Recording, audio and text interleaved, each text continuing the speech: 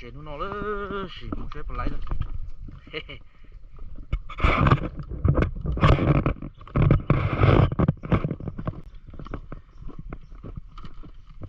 Tôi có tên đó rồi của mẹ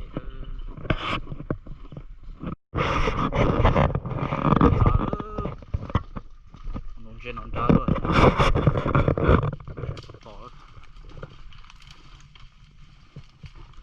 mò hạt khô là một thứ.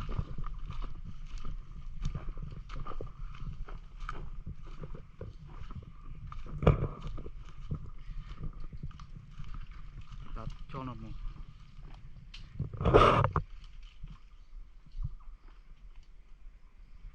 Ô, tổng trái cơ cho nó.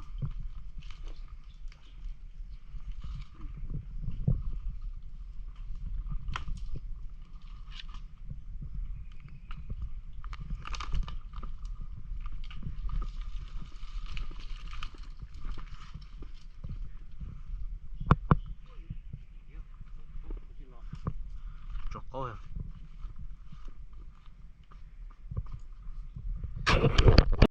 Tốt cho họ chơi nó dễ đấy. Chỉ mà nó sẽ bỏ tỏ nữa.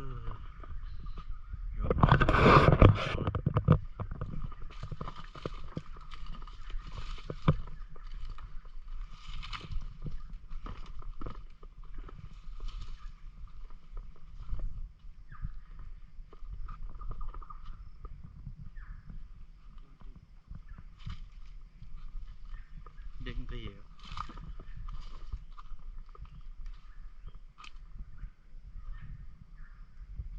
tỏ rồi. Lại luôn. Anh chế đó chứ. Mua dây rồi. Tao ơi. Anh chế đó chứ. Blank. Lọc cửa đó.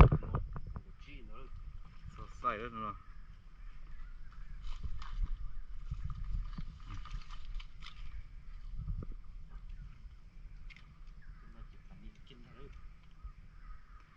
Giống như bản nhiên chỉ cho nó tụi nó là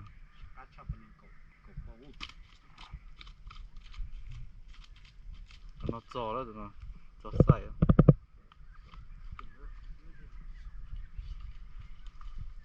chuột kia sao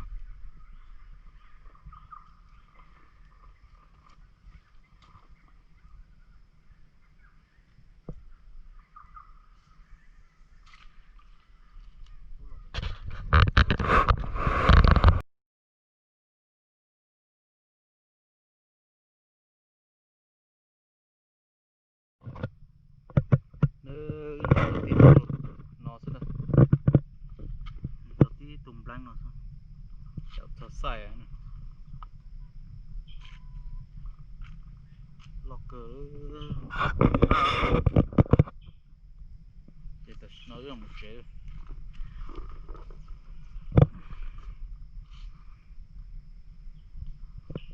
nói là một chế đó tại vì nó lo thì một chế thôi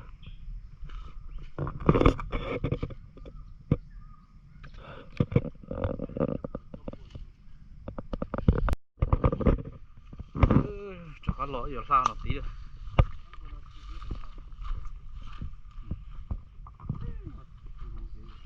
thì